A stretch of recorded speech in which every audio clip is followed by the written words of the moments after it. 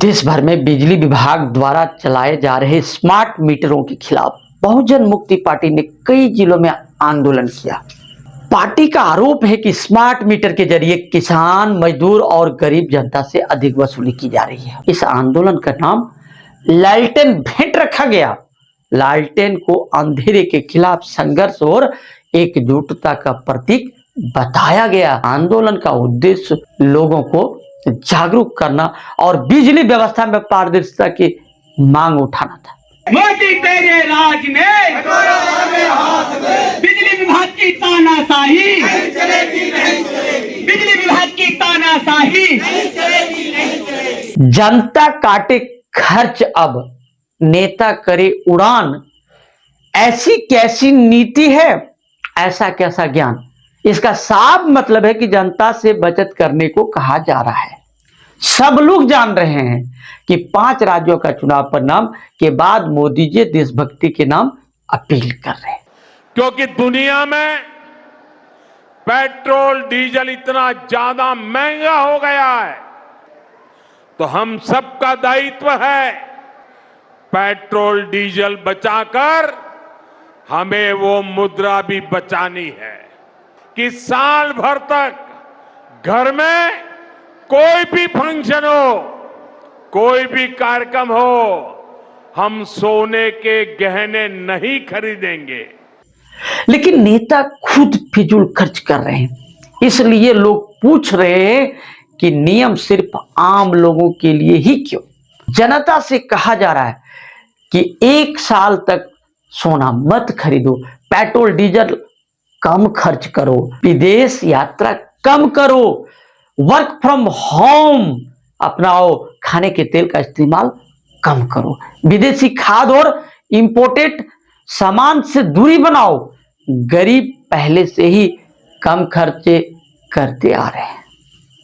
असली सवाल अमीरों से है, क्या वे त्याग करेंगे? पर उपदेश कुशल बहु तेरे। दूसरों को उपदेश देने से पहले खुद उसका पालन करना पड़ता है। और मोदी जी की अपील करने के बाद उसी दिन शाम में बड़ोदरा में बड़ा रोड शो करते हैं। बड़ोदरा रोड शो के बाद भी कई बीजेपी नेताओं ने अलग अलग राज्यों में शक्ति प्रदर्शन और रोड शो किए। इनमें सबसे ज्यादा चर्चा हेमंत बिश्व शर्मा और शुभेंदु अधिकारी के कार्यक्रमों की हुई है। और 12 मई को बीजेपी नेता सौभाग्य सिंह ठाकुर मध्य प्रदेश पाठ्य पुस्तक निगम के अध्यक्ष बने। फिर क्या, शक्ति प्रदर्शन के लिए सौभाग्य सिंह ठाकुर ने उज्जैन से भोपाल तक गाड़ियों का लंबा काफिला निकाल दिया। अब सवाल उठ रहा है, त्याग सिर्फ जनता करेगी या नेता भी उदाहरण पेश करेंगे? और उसके बाद बोलते हैं विदेश यात्रा कम करो। विदेश यात्रा कौन करते हैं? विदेश में बच्चा किनके पढ़ते हैं? विदेश में घर कौन बनाए हैं? और मोदी जी का तो बात ही छोड़ दीजिए, इनको बिना विदेश घूमे मन ही नहीं लगता है। उन्होंने तेल खाने को कम बोला है। सरसों का तेल कम खाओ। पाम ऑयल इंडोनेशिया और मलेशिया से मंगाया जाता है। सूरजमुखी तेल यूक्रेन और रशिया से मंगाया जाता है। सोयाबीन तेल अर्जेंटीना और ब्राजील से। जनता भारत सरकार से पूछना चाहती है, आखिर स्वदेशी अपनाने की अपील क्यों करनी पड़ रही है? क्या भारत में उत्पादन की कमी हो गई? क्या खेती के लिए जमीन कम पड़ गई? क्या सरकार के पास निवेश और योजना की कमी है? क्योंकि अगर देश में ही ज्यादा उत्पादन हो तो किसानों को रोजगार मिलेगा, विदेशों पर निर्भरता घटेगी और महंगाई भी कम हो सकती है। तो सवाल यह है, स्वदेशी सिर्फ नारा है या सरकार सच में देश के उत्पादन और किसानों को मजबूत बनाने की तैयारी कर रही है? रही बात गरीबों की भलाई का, तो कॉमर्शियल गैस का दाम 993 रुपया बढ़ाकर क्या साबित किया? और 5 केजी वाला गैस टंकी का इस्तेमाल कौन करता है? गरीब, मजदूर या अमीर? फिर उसका 261 रुपया दाम क्यों बढ़ाया गया? सवाल यह नहीं है कि स्वदेशी अपनाना गलत है।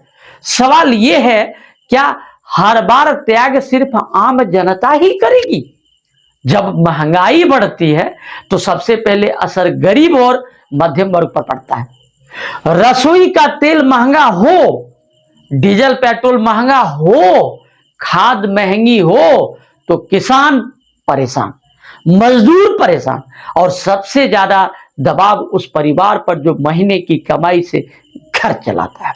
लेकिन दूसरी तरफ देश के बड़े बड़े उद्योगपतियों के लिए सुविधाएं कम नहीं होती, वीआईपी संस्कृति खत्म होने की बातें होती हैं, लेकिन बड़े नेताओं के काफिले आज भी सड़कों को रोक देते हैं। जनता लाइन में खड़ी रहती है और सत्ता वाले एयर कंडीशन मंच से भाषण देते हैं। जब प्रधानमंत्री कह रहे हैं पेट्रोल बचाओ तो उनकी ही पार्टी के नेता सैकड़ों गाड़ियों का काफिला लेकर भोकाल जमाने निकल पड़ते हैं। एक व्यक्ति के स्वागत में इतनी गाड़ियां, जबकि आम आदमी को स्कूटर बाइक पर भी पेट्रोल महंगा पड़ रहा है। यह कैसी आत्मनिर्भरता है, कैसा स्वदेशी है? यह सिर्फ एक उदाहरण नहीं है। बड़े नेता और मंत्री विदेशी गाड़ियों में घूमते हैं, उनके बच्चे अक्सर विदेशों में पढ़ते हैं, बड़े उद्योगपति विदेशी कंपनियों के साथ व्यापार करते हैं, चुनावी रैलियों में करोड़ों रुपए खर्च होते हैं। फिर जनता से क्यों अपील?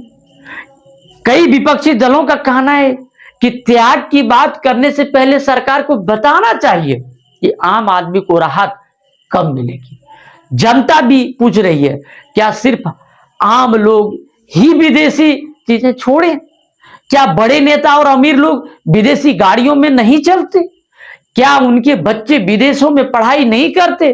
अगर देश बचाने की जिम्मेदारी जनता की है तो जवाबदेही सरकार और सत्ता पक्ष की भी होनी चाहिए।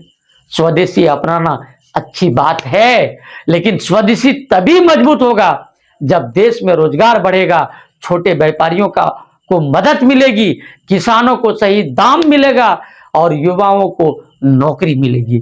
आज का युवा पूछ रहा है, अगर लोग 1 साल तक सोना खरीदना कम कर दें तो असर सिर्फ बड़े व्यापारियों पर नहीं पड़ेगा, बल्कि उन लाखों मजदूरों और कारीगरों पर पड़ेगा जो गहने बनाकर अपना घर चलाते हैं।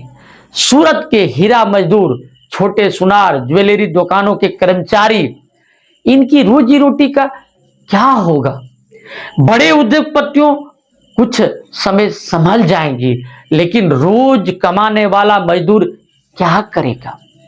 सोना सिर्फ गहना नहीं, लाखों परिवारों की कमाई भी है। हम तेल कम इस्तेमाल कर लें, सोना ना खरीदें, विदेश यात्रा ना करें, लेकिन हमारी आय कब बढ़ेगी? महंगाई कम कब होगी? और भविष्य सुरक्षित कब होगा? देशभक्ति सिर्फ जनता के त्याग से नहीं चलती, देशभक्ति सरकार की नीतियों से, उदाहरण से और जवाबदेही से भी साबित होती है।